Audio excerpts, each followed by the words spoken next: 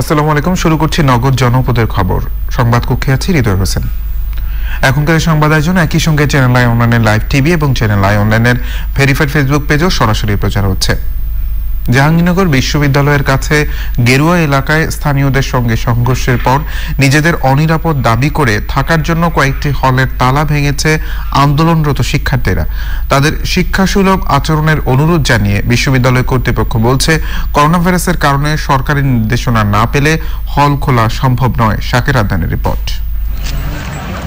কয়েকদিন আগে ক্রিকেট খেলাকে কেন্দ্র করে জাহাঙ্গীরনগর বিশ্ববিদ্যালয়ের কয়েকজন শিক্ষার্থীর সঙ্গে স্থানীয় কয়েক যুবকের বাকবিতণ্ডা হয়।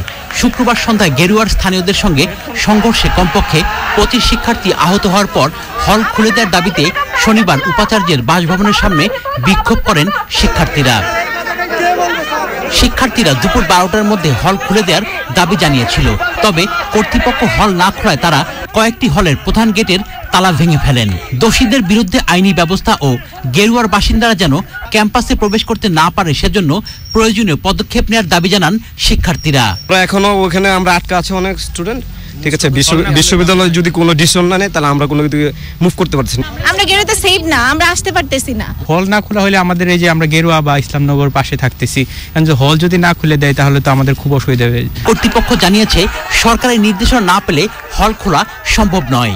ওরা তালা ভেঙেছে, আমরা তালা আবার হল প্রশাসন থেকে লাগিয়ে দেওয়া হয়েছে।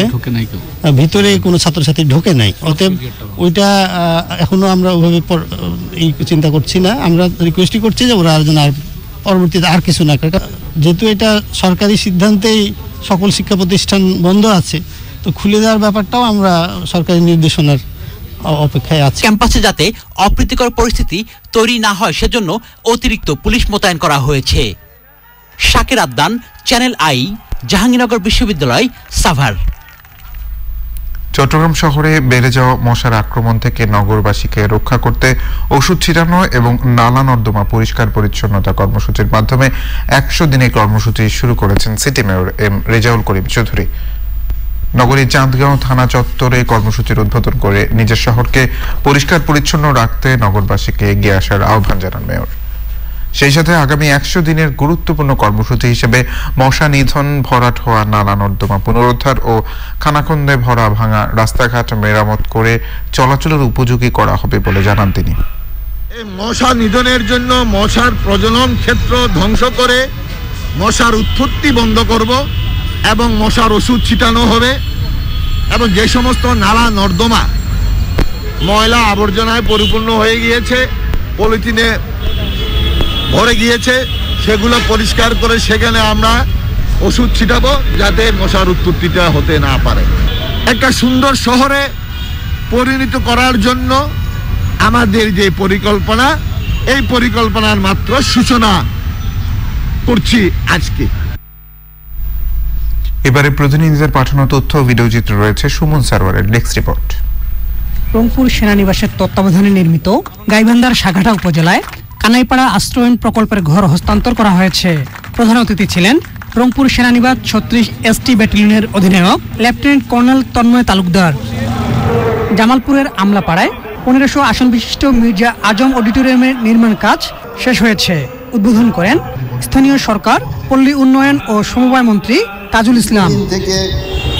চতুর্থ ধাপে অনুষ্ঠিত নরসিংদী পৌর নির্বাচনে 1 নং ওয়ার্ডের ফলাফল বাতিলের দাবিতে সংবাদ সম্মেলন করেছেন নির্বাচনে অংশ নেওয়া 5 কাউন্সিলর প্রার্থী। ওই ওয়ার্ডে পুনরায় ভোট গ্রহণের আবেদন জানিয়েছেন তারা। নাটোরের লালপুরে কদিম চিলান ইউনিয়ন আওয়ামী লীগের সম্মেলন হয়েছে। সম্মেলনে মোহাম্মদ শফিকের সভাপতি ও মাজিদুর রহমান মাজেদকে সাধারণ সম্পাদক করা হয়েছে।